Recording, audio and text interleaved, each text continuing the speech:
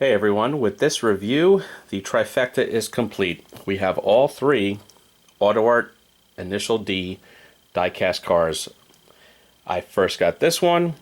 If you saw an earlier video, I then acquired the FDR7, and finally, after much hunting, we have this, the R32 Nissan GTR.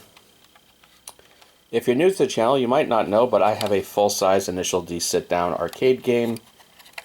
And I've reviewed the other two cars before, which you can check out in an older review. But this one I've hunted for a while to complete the collection. Initial D is a neat anime-based arcade game for anyone who does not know. And they made three hero cars in opening diecast by AutoArt. Another company, I think it was Jada or someone, did a few of the cars too, but these of course are the best ones. And Kyosho now is doing some sealed resin Initial D cars.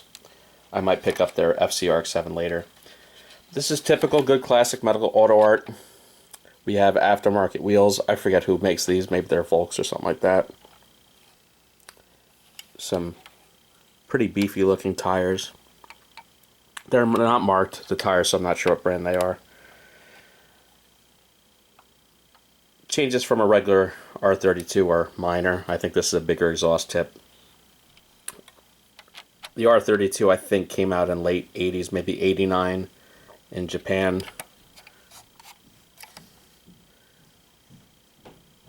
So again, typical good AutoArt paint.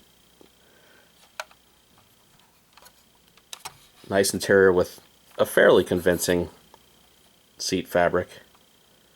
Right-hand drive, of course. I'm trying to remember if this has, yeah, an aftermarket steering wheel. Racing seat for the driver. Under hood, this had what, RB26 is the engine code for a 2.6 liter straight six twin turbo. They call it the gentleman's horsepower rating. The max is I think either 276 or 280 horsepower. It was an agreement between all Japanese manufacturers to limit the power to that amount. Kind of a weird thing to think of today. This is the unique situation where, you know, my catchphrase is, at that price I'm not mad at it, but I am mad at the price I paid for this one. They have greatly appreciated. People were getting $500–600 for these on eBay sometimes.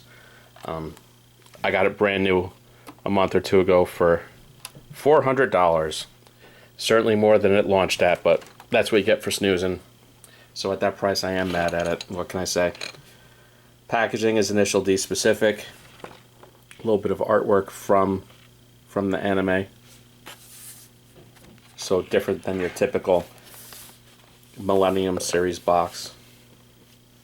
Came with a couple little informational piece of paper of how to kind of loosen up the twist ties to get the trunk open, which I don't know if I remembered to show you the trunk, but there you go, carpeted trunk. Very exciting. And oddly enough, it also comes with a little piece of paper explaining how to unscrew it from the base, which you would think that'd be self-explanatory. Well, that's it for this week. This was pretty exciting for me. Again, I've hunted all three of these together for a long time, and I do have a lot of money wrapped up in them now, thanks to $400 for that, $175-ish for that, $160 for that. But eventually I'm going to have a lit-up plexiglass top to the video game, tie the lights into the video game. I want it to look like it kind of came that way. So that's the plan. Stay tuned for that. Everyone have a good week. Please like and subscribe. See you later.